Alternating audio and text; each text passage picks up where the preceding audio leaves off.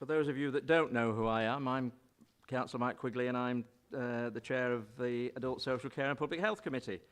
And I'd like to welcome you all to what is the first meeting of this committee, which is also being broadcast live and recorded for publication. First of all, can I ask if we have any apologies? Thank you, Chair. We've got no apologies. Secondly, do we have any declarations of interest from members or officers? Members first, any declarations of interest? Officers? No.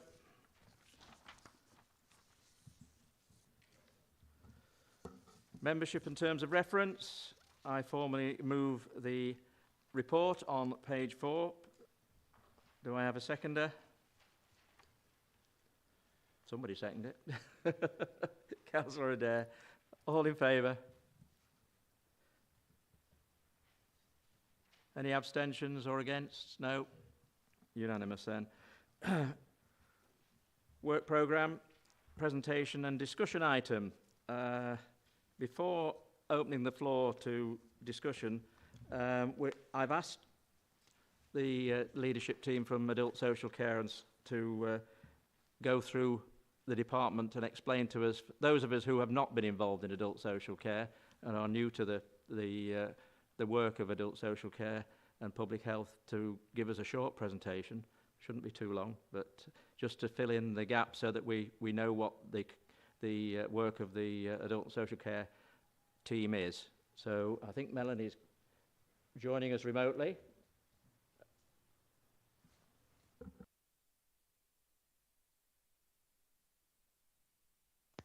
Sorry, I can't hear the chamber at all. I've got no sound at all, Sarah. I think my Councillor Quigley might have just introduced me, but I can't hear anything properly.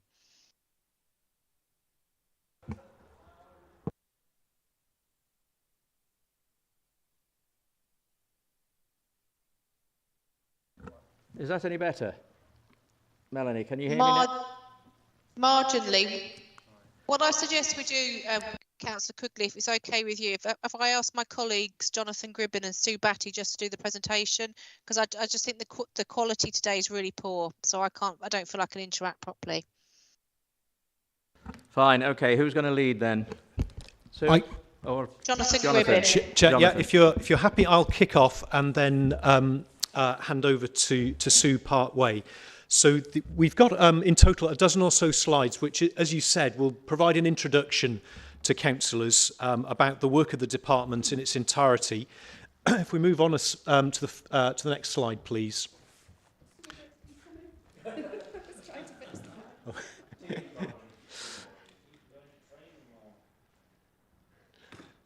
So first of all, let's just sort of focus on vision and purpose then, which is to promote and improve health and well-being across all of our population, reducing inequalities in health and well-being and supporting people across the county to achieve their aspirations. And we do that in a number of different ways.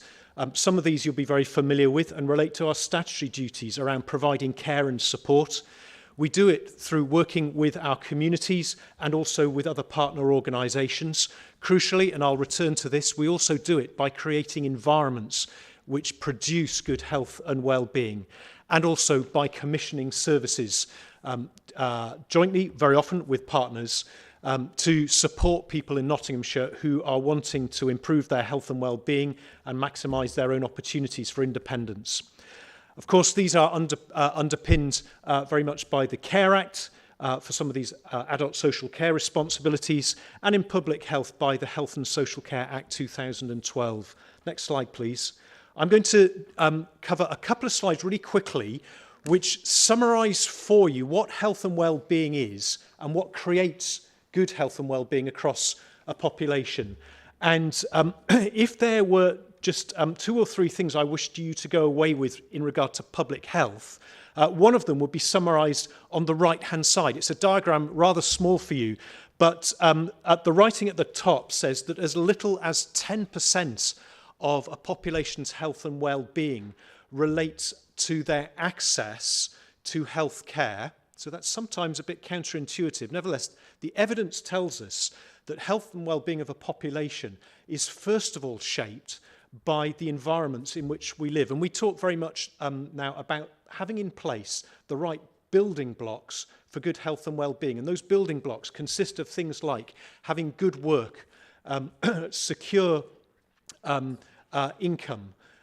It consists of being able to live in decent housing, which is safe and secure, having access to a good diet and transport so that you can access other things, good education and skills, and of course, living in a community where you have people around you, friends, family, and others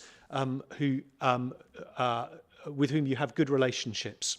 So it's these things which make up the building blocks for good health and well-being. And where those are in place, a population enjoys good health and well-being. Where those building blocks are missing or are weak, we find that some parts of the population don't enjoy good health and well-being. Next slide, please. The next slide that we'll come to, again, just captures 2 or 3 things which I'd be pleased for you to go away with.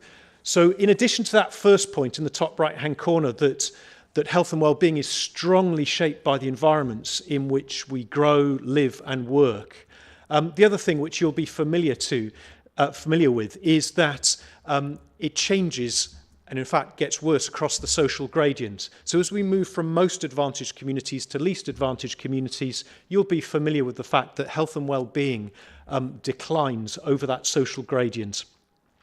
A third thing which is really important, and especially important because so much of the agenda of adult social care and public health focuses on adults, is also actually that health and well-being and the negative and positive effects actually accumulate over the whole lifetime. And that brings us back to the importance of early years and the children's agenda as well. So improving health and well-being requires action right over the whole life course. It requires action on a whole load of different factors and working not only with individuals but also at the level of communities and societal levels as society level as well. Next slide, please. I'm going to skip this one. Let's move on again. That one is too difficult to scrutinise, I think, from where you're sat. But this diagram, this chart brings to life some of what I've just said from a slightly different perspective. There's a purple box up in the right-hand corner, well-being and health.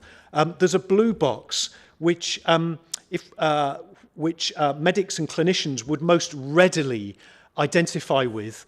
And in that summarises some factors like high blood pressure, high cholesterol, anxiety and depression. And there's an arrow leading from that green box to the purple one, showing the influence that those things have on health and well-being. But of course, those things in the green box themselves are shaped by other factors. Some of those are summarised in the light blue box beneath. So things like smoking, poor diet, lack of physical activity, substance abuse, those things themselves have an impact on the things in the green box. If we take a step back further and think about some of the things, some of what we might term as the psychosocial risks, we can identify that things like social isolation, lack of social support, poor or absent social networks, low self-esteem, high levels of self-blame, or low perceptions of one's own power and efficacy. All of these things also shape those behavioural risks, which in turn shape some of those physiological risks. And then if we move to the pink box, take a step even further out, we can see that things like poverty, poor education, lack of attainment, unemployment, and so on, also have a relationship here with health and well-being. So we, within public health, are working at all of these different levels, and it's important that we don't focus only on the level of individual, but that we also focus on some of those wider environmental factors too. Next slide, please. And at this point, I'll hand on to Sue. Can I just check, have you got visibility, Sue, of these slides? Or do you... Yes, thanks. Okay, so We developed our original adult social care strategy in 2017, and that was approved by full council. And that's our overarching plan for how we deliver adult social care. We were due to refresh the strategy, but that's been delayed during COVID, and we're due to refresh it again this year. There's three main principles which are about promoting independence and well-being, ensuring value for money, and promoting choice and control. And on the left-hand side, you'll see that initially we'll always try to support people to connect them to their communities, to build on their strengths, and help them to use local supports and their own networks. If they need further support, then we will give people some support, but we aim to do that in the short term and wherever possible to get people's health and well-being back to where it was or maximised. So, for example, for people who are in hospital, we will offer a period of reablement to help people get confident being back at home and gain their independent living skills. And then we obviously provide a lot of longer term support for people that need it, and we aim to keep that actively reviewed. So that's broadly our strategy.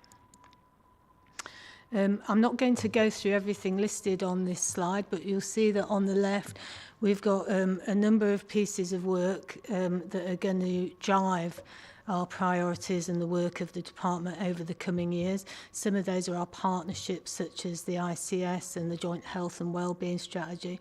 We know those national pieces of work, and we know that we are still living with COVID, and we need to develop our resilience around that in case of future variations. We know that even though happily it's not having the same level of impact, it's still in terms of numbers of people in hospital and deaths, it's still having a huge impact in terms of our workforce and staff who having contracted COVID are not available to work. And then on the right we've also got the adult social care reforms. There's a number of those that are coming down from the Department of Health, all within a very tight time scale of the next couple of years. And we've also got our own adult social care strategy refresh that I've just referred to. If we can have the next slide, please. So a bit hard to see on the slide up there, but this is broadly speaking our budget, and you'll notice on the left-hand pie chart that the majority of our spend, the grey area and the brown area, is on packages of care and support for people aged 18 plus, and then the light blue quadrant, well, section, that's our staffing costs. So broadly that's how our money is spent, and then on the right you'll see our income, which is made up of things such as the public health grant. We've got some temporary pots of money such as the Contain Outbreak Management Fund, and just to note that it's quite a variable needs-led spend that we have in adult social care, because it depends on individual need. And obviously we've seen some changes following COVID, for example, in the needs that are coming forward, and we saw changes in the pattern. It eased off, and then it's kind of we've got a bit of a backlog of need that's coming through. We have very demand-led budgets, but we also do charge people are assessed for contribution to pay towards their care. So that's on the right hand pie chart, that's the yellow section. So quite a lot of income from that, but obviously that varies and we have no control. It's all means tested. Can I have the next slide, please? So we've got a raft of adult social care reforms that you'll be hearing about, and in terms of our own priorities, in terms of managing our budgets and demand, we really focus on maximising independence, such as reablement and prevention. We think there's quite a lot of work we can do on digital to improve our offer and our effectiveness. We've fallen a bit behind with our housing and with care and support because of COVID, because obviously there hasn't been the movement, there hasn't been the housing availability. So that's an area we're coming back with a strong focus this year. We're also having a strong departmental strategy. Adult social care has a Care Act duty to provide prevention services to reduce or avoid social care needs occurring. And we are also linking into the corporate programme with the 4 strands of the corporate programme, and there's some of the strategies that we've got ourselves, such as day opportunities that Ainsley's been working on. And we've got a big piece of work that we're partway through on the cultural change, and that's very much about the strength-based approaches. Ties in with the first slide I talked to, which is about really working on people's strengths and not going straight to services, but linking people into their communities. And we've got the emerging integrated, refreshed integrated care system. So there's a lot of work for us making sure that we're engaged partners within that. Have the next.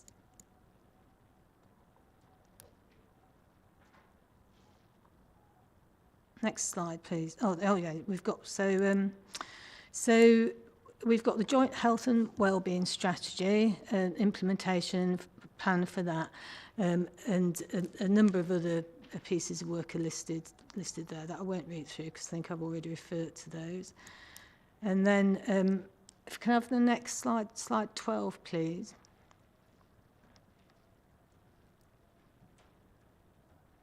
So really tiny, so very hard to see. I think the integrated care systems and partnerships, I'm not going to go through in detail, but we are linking in at various levels. So we've got the Integrated Care Board and the Integrated Care Partnership, which is the Integrated Care Partnership is where our strategy will be developed with partners, being fed very much by the health and wellbeing strategy. And then sitting under that, we'll be doing a lot of local work in the primary care networks, in the place-based partnerships, and that links well into our strategy because both across public health and social care, we want to be very visible in those locality teams and in communities. So there is a tie into the strategy and how we deliver our services on the ground do link together. Can I have the next slide, please?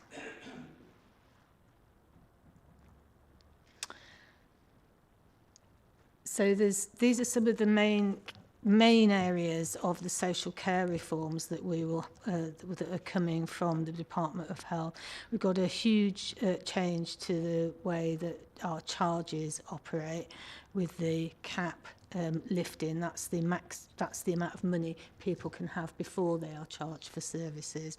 There's a big piece of work obviously around health and care integration, and that's we're joining up much more closely with health partners across a number of different services. There's a lot of work with the market and our providers, and one of the Department of Health pieces of work is around fair price for care. That's aiming to get more equity, a more similar method of local authorities funding care providers across the country. And Build Back Better is really about how we build our workforce, and not just in the council, but with wider partners as well. Give the next slide, please. This is how we've set out our cultural strategy, and it's very much about why we care. We care, we want people to live longer, happier lives in safe and flourishing communities. And how we'll get there, our workforce is tired, our partners' workforce are tired, so it's about how we support each other and sustain our workforce to take that next bit of the path forward. And it's about measuring our impact as well. So we would expect to be seeing reducing health inequalities, and obviously social care has its roots in social justice, so we'd be expecting change there. And then the final side is our summary of our cultural priorities. You will have these in your pack. I appreciate it's quite tiny to see on the screen. So you'll see driving performance and our strength-based approaches wraps around that. And then in the middle, we've got engagement. We've got a strong focus on co-producing all these new developments with people with lived experience and our staff. Very keen to develop our workforce, nurture our potential and ensure we've got empowered learning, and we want a really strong focus on outcomes and performance. So I think that's the final slide. Hopefully that's given you a bit of an overview of the department. Thank you, Sue. If we haven't already, can I ask that those slides are made available, excuse me, to all members of the committee, just to refresh memories when they leave the room. And I'll now ask Martin Elliott to deliver the presentation on overview and scrutiny. Morning. For those of you that I've not met, I'm Martin Elliott, Senior Scrutiny Officer. This is like week 2 of my time at the County Council, so please be gentle with me.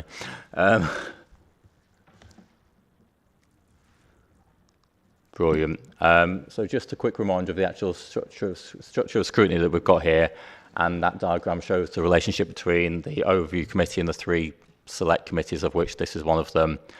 There's really 3 key relationships to remember for this committee. The first one is the relationship with the overview committee, and that they will approve your work programme, and of the other 2 select committees. Also the relationship with Cabinet, in that the overview committee and the 3 select committees are there to hold the Cabinet to account. And the relationship with the other select committees, perhaps for this one, is the relationship with the Children's Select Committee, because obviously there is a lot of like cross-cutting work between those 2 departments, especially when thinking about like transitions from adults to from children to adults even. Yeah.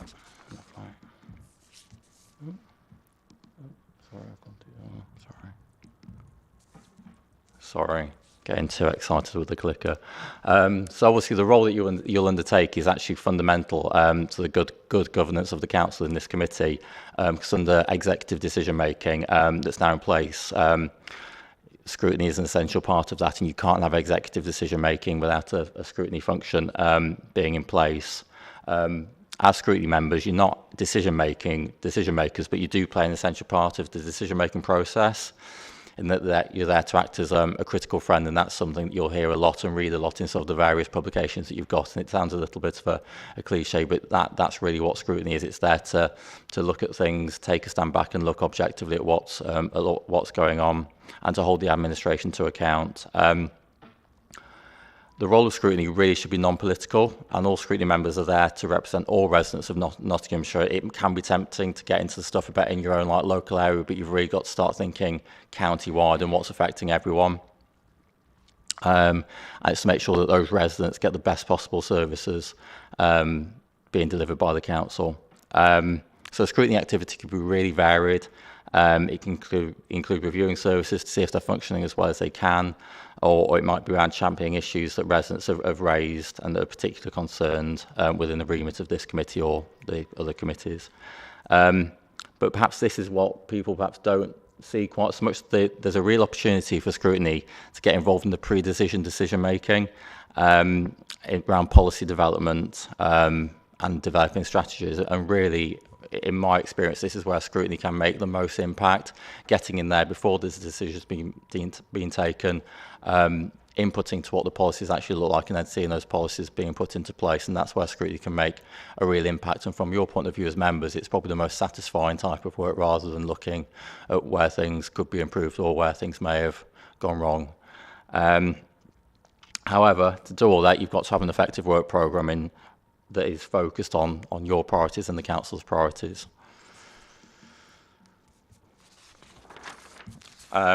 So work programme really is the key thing to having effective scrutiny. If you haven't got a good work programme, you can't do good scrutiny, and then you won't get the results that you want and what residents want.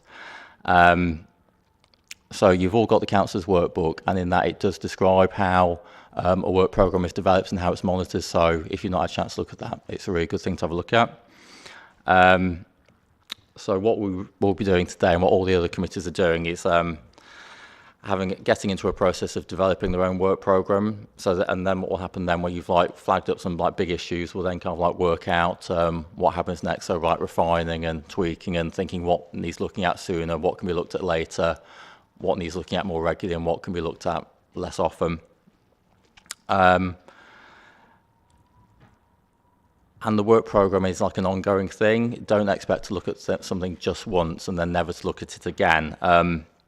As well as having a good work programme, monitoring your recommendations is probably more important than perhaps even making the recommendation in the first place. It's because a lot of councils, scrutiny makes recommendations, sound lovely, and then they just disappear into a black hole and nothing ever happens of them. So as scrutiny members, it's really important that you're on top, and obviously we'll support you with this, that you know what you've said and that you're holding officers and the executive to account to make sure that those recommendations are being followed through and you get some feedback on them.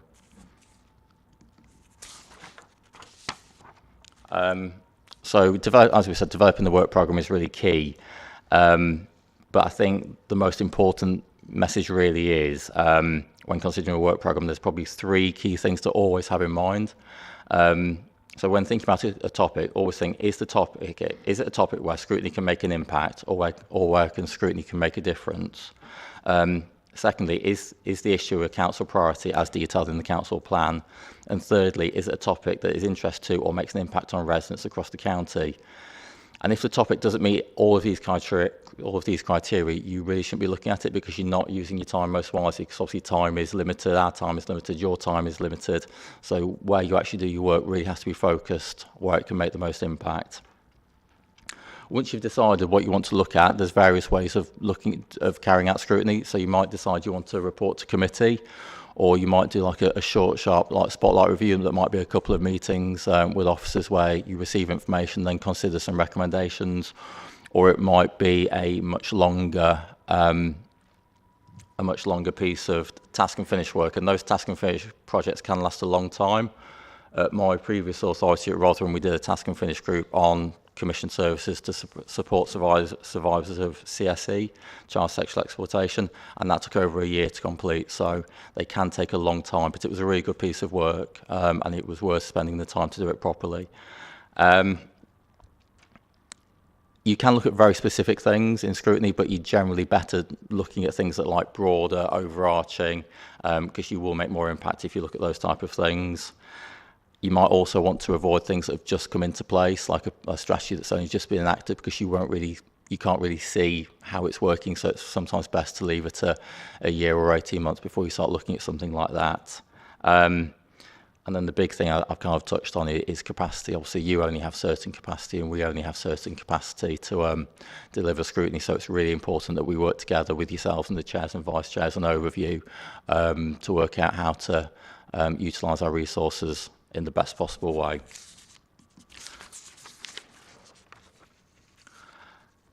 So as I said, we've already had a discussion about how you actually about the topics at overview, and like I say, the actual process of having a review is detailed in the LGA workbook. But it's really, you get a scope, because you really have to have a nice tight scope, because every scrutiny project you do, they can turn into massive things. So it's really important to really pin down what you actually want to get out of it, what you're actually looking for, and then get a good scope that says what you're looking to get out of it, how you're going to do it, what success will look like, and timelines as well. And then you'll gather the evidence, review it, and then make some recommendations, which will then be presented at committee for everyone to have a look at. And then obviously it then goes through the decision-making process, where Cabinet will then give you a response within a set amount of time. So really, and then obviously the monitoring bit as well, which I've talked about. So what we're going to do now, I'll pass it back to the chair, and you've already heard from the department. So time to start thinking about some of the things you'd like to look at, and then we can start creating a long list and then start working to refine it a little bit further so we can get a work programme. And the plan would be to have a good work programme in place by September, and hopefully some actual specific items so you can actually start doing some real scrutiny work in September. Thank you. Thank you, Martin. I believe we have a slide of some prior thoughts that we had. That Sarah, are you putting that up on the screen?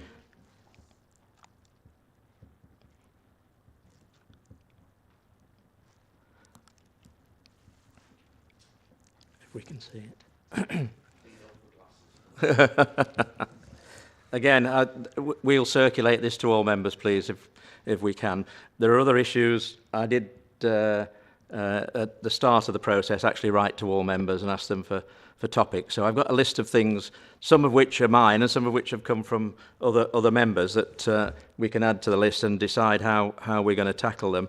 But a couple of short, quick ones. I'd come across some information about the frontline staff having problems with the IT system, in particular Mosaic, and I think that's a piece of work that we could do fairly quickly and get some officer feedback for the next meeting, possibly, if that works. And then I know we're having problems with staff retention, not just in adult social care, but I just wondered if we were aware of how other authorities were achieving compared to ours, and whether or not we're falling behind in the marketplace in terms of pay and conditions. So that's another short piece of work that we could look at fairly rapidly, I would hope. Then we come on to the big things that were mentioned. And obviously the adult social care policy and the integrated care system, which affect which is cross-cutting across the adult social care policy. Things like bed blocking and care pathways and so on all come under that system, which I think is going to be a fairly hefty piece of work. And obviously we can't continue to look at that until we've had a few months' worth of it under our belt. I mean, the integrated care system, for instance, isn't going to start till July. I would suggest we probably need at least 6 months of that to see how it's operating. The adult social care strategy as well, I think we'll need at least another 6 months. I can't see that, so Melanie. Thank you, Councillor Quigley. I would suggest that we could pick up the workforce issue under the social care market, the capacity and quality and sustainability. I think that would work really well. So if we look at our own internal workforce alongside the 22,000 care workers that work across the county, I think that would be a really valuable piece of work for Scrutiny to do. And then, if I might, on the issue about IT and Mosaic, we've just finished a huge piece of work with our systems, and Sue Batty, who sat next to you, is our senior sponsor for that. It's called Simplifying Processes. We've just prepared a briefing for Councillor Barney, our portfolio holder, on that. So we could circulate that briefing for committee after the meeting. We wouldn't need to necessarily have it on the forward plan, if that sounds like a helpful proposal. Thank you, Melanie. Yes, if that work's already been done and it comes forward with some conclusion, I think it'd be useful if we had a look at that. Fairly smartish, and I'm quite happy for that report to be circulated amongst the committee. I can't necessarily read all those, but the other thing that no, but again, this needs to be. All these slides will be circulated to members, but the other thing as well is I think. The forward plan, the cabinet forward plan, I've tried to have a look at it, but it's a bit disjointed. And what I'd like to see for this committee is the forward plan for adult social care and public health circulated before our next meeting, separated out from the cabinet forward plan. There's no point in us getting involved in the other bits and pieces and trying to disseminate them from what's on the intranet, because I found great difficulty in working through it. So if that is a piece of work that somebody could do for us before we meet again next time, that would be useful. Let's see what else I've been... Oh, day opportunity strategy. Well, that's already been mentioned, I think. So I think that needs to be added onto the plan. And mental health as well is a big issue in the community. And I think also from... experience that I've had personally, but I've come across quite a lot recently, is eating disorders, which is part of the mental health issue, and it's becoming to be quite an epidemic in certain areas.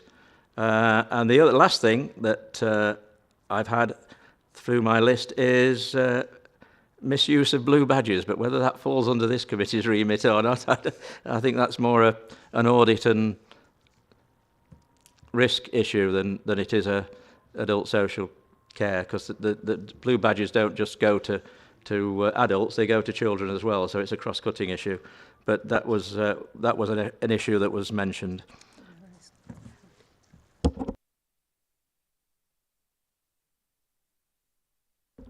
Melanie, you've got your hand up.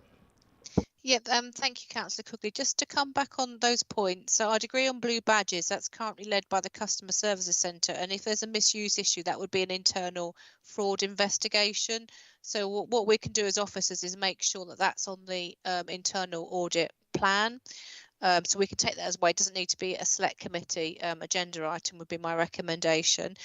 Mental health is a really interesting one, as that falls between 3 committees. So in terms of the strategic approach, that's something we lead with the NHS, and that would currently fall under health scrutiny remit to have a look at the strategic approach of the partners.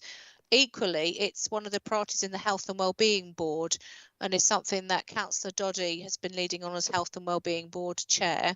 But there may be something for Select Committee to have a look at in terms of our own running of mental health, which is comparatively small to the other 2 bits I've just set out, but we do have some mental health functions. So maybe what we could do is bring to a pre-agenda a briefing about what mental health means from a public health and social care perspective, the role of the other committees, and maybe there will be an overview and scrutiny decision about where mental health is best scrutinised.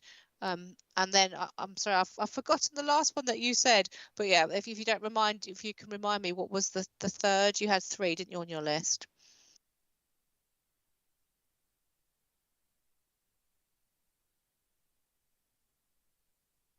Sorry, I've got about 6.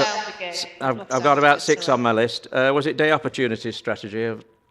No. No, that's on mental health. We've eating disorders. disorders. Eating disorders. That's certainly a health scrutiny issue. That's a responsibility of the NHS. We don't have any eating disorder responsibility.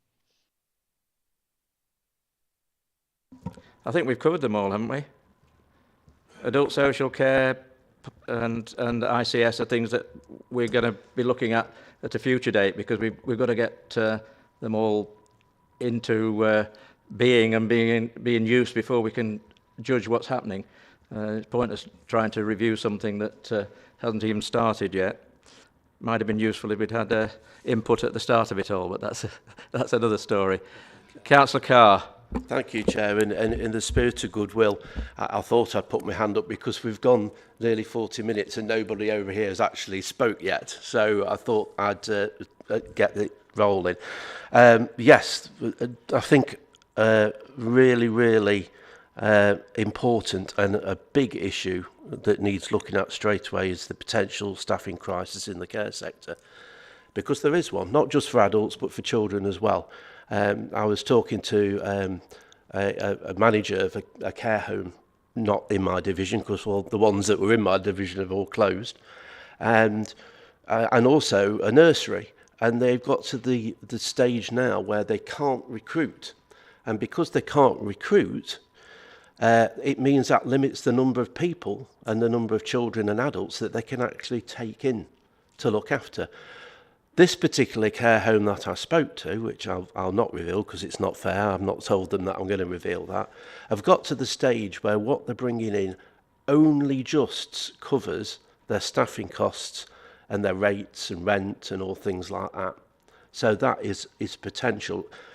Mainly, she tells me that they had a lot of people when COVID broke out who left to go to their previous homes and have never returned. And the big issue in Ashfield and Broxtowe and neighbouring Derbyshire authorities is the arrival of 2 very large Amazon depots. You can go and work for Amazon for twice as much as you earn as a care worker. And that is a huge issue that is not really within our remit, but that doesn't stop us as a select committee if I'm actually looking at it and drawing people's attention to it. Another thing that I think is very, very important is travel costs for peripatetic staff within the authority. Is what we're giving them in mileage covering the vastly increased costs in petrol? I think that's something that needs to be looked at before September, to be honest with you, and I'm sure people in the department are actually looking at that. Eating disorders, huge, and I think, I might be wrong, but I think health scrutiny have actually looked at the lack of health services for people with eating disorders locally, because people are having to go miles and miles to get important treatment. And not so much the misuse of blue badges, Mr. Chairman, but actually getting hold of one in the first place. I've got an item of casework at the moment where a lady's contacted me whose husband... Councillor Carr, I think Yeah. we've already stated at the start of this process that this is not the venue to bring up individual cases, and that you should take those up with customer services about blue badges. If you let me and just let me finish before you. Right. So as soon as somebody on this side starts speaking, we're slammed. No. It's not. It's not that. Melanie has already indicated that issue is an internal audit issue in terms of the misuse. Well, I wasn't going to talk about that if you let me carry on. And if you've got an issue about an individual blue badge, as I've had recently, then talk to customer services, and they will sort it out. And Well, the issue, I've sorted several out. I'm sorry, the issue, Mr. Chairman, is that it's taking over 12 weeks for somebody to get a blue badge. That is a disgrace, and that needs looking at. Now, if you'd let me continue, I would have got to that. But we've just been explained, Councillor Carr, that the blue badge issue is not within the remit of this committee. Right. Instead of slapping us down on this side, overview and scrutiny is listening to what backbench members want to speak about within the remit of this select committee. If that isn't going to start from day one, then we might as well pack up and go home. Councillor Owen.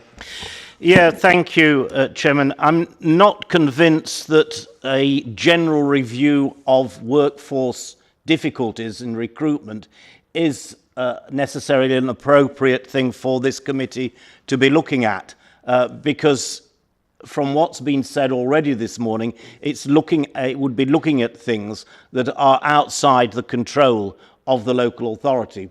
They are more national issues, and so I don't think it necessarily fulfills the criteria that was set out in one of the slides earlier on.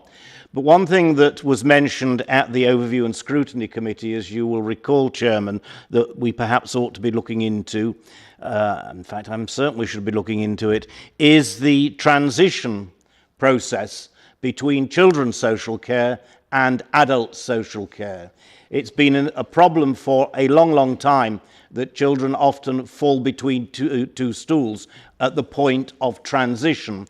And I think this would be a useful piece of work, and it's an area where we have control over it, and it meets the criteria that were set out earlier. So I would like to see that added to the work programme. Thank you, Councillor Owen. Councillor Henshaw. Thanks, Chair. It's very interesting. I know it's an inaugural meeting in relation to developing the work programme, and you very kindly emailed, and I presume you emailed all members for us to contribute to suggestions that you and the committee would like to look at. And I'm glad that a number of the issues that I forwarded to you sort of have been held up as something that possibly we as scrutiny could look at. And I agree that the issue in relation to workers, care workers' pay and conditions is an issue that we should look at, because it's an issue that's affecting not only our staff for recruitment and retention, but also the wider care community. So I think it is a valuable topic for us to look at and come up with some recommendations. There are already issues which, as a critical friend, we as a committee could contribute towards. And I think one of the main issues is has been touched on in the slides, is the forthcoming Social Care and Reform Act, which is going to create a major, I won't say a problem, but it's going to create a major issue for us as a local authority. So again, I think that is a topic that we could really look at, and look at the possible implications to us as an authority. But with that, Chair, I'll not touch on the blue badge issue. It's been raised, but let's get a work programme that we can get our teeth into and make some recommendations. And thank you for including us. Cheers. Thank you, Councillor Henshaw. Anyone else on suggestions for the work programme? Is that it then? Have we got enough to be going at, I think, haven't we?